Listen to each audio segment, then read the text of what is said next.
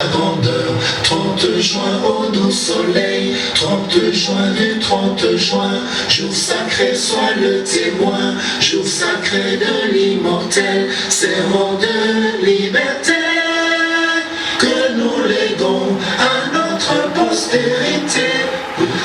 C'est par cet hymne national que la dernière journée de défense à l'Université moderne de Lubumbashi, UML en cycle, a eu lieu ce mercredi 22 juillet 2026 dans son enceinte située sur l'avenue Victime au quartier Bel Air dans la commune de Kampemba. Devant le membre des jurys, les étudiants ont défendu leur mémoire en présence des membres des familles, amis et connaissances.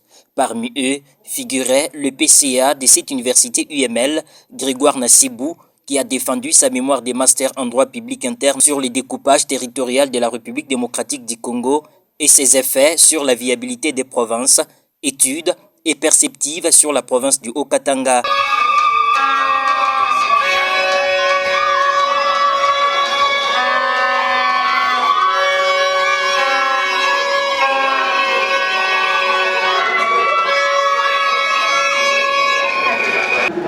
Parlant, je dirais non. La notion de découpage territorial en République démocratique du Congo ne date pas de la Constitution de 2006. Qui est intéressant au plus haut niveau. Et l'apport scientifique que vous y avez apporté permet à l'intellectuel, permet aux citoyens congolais et le public ou le peuple du Haut-Katanga, tout habitant du Haut-Katanga, de s'intéresser à l'élan de développement de cette province. Je suis satisfait, surtout avec votre dernière intervention.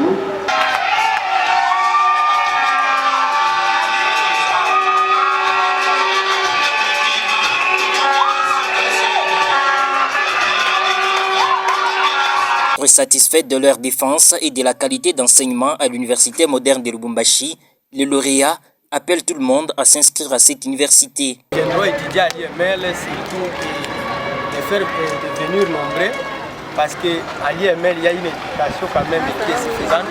C'est dans ce sens-là qu'ils peuvent directement venir envoyer les fils et filles pour que l'IML aussi continue. En tout cas, merci beaucoup. Bonne fête.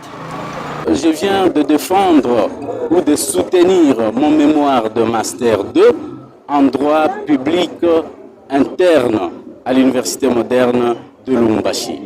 Mon sujet de ces mémoires portait sur le découpage territorial de la RDC, sur sa viabilité des provinces, études et perspectives de la province du Haut-Katanga. C'est un travail qui nous a pris beaucoup de temps parce qu'il fallait assez que nous puissions faire une comparaison de la province du Haut-Katanga avec la province de Lualaba, la province de Olomami et la province du Tanganyika. J'étais obligé de descendre au Lualaba, à Kalemi, partout pour avoir des données.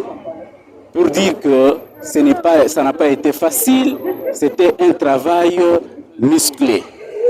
Je demande à la population, aux jeunes, nouveaux étudiants, ou ceux-là qui ont déjà fait la licence, de ne pas s'arrêter seulement au niveau de la licence, de continuer avec les études jusqu'au master.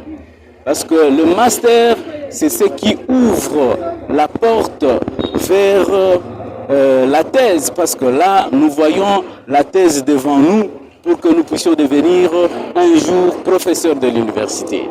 Les inscriptions ont déjà commencé et nous demandons aux nouveaux diplômés d'État de venir prendre leur inscription en masse. Ils ne seront pas déçus. Ici, il y a une très bonne formation. Parce que moi-même, j'ai fait partie des produits de cette université. J'ai commencé la licence toujours dans cette université. Et après avoir obtenu mon diplôme de licence en droit, j'ai prêté serment. J'ai prêté serment. Officiellement, je commence à prester au niveau de quoi du parquet, au niveau des tribunaux de grande instance. Et je demande aux autres aussi de venir, qu'ils viennent prendre leurs inscriptions pour être bien formés.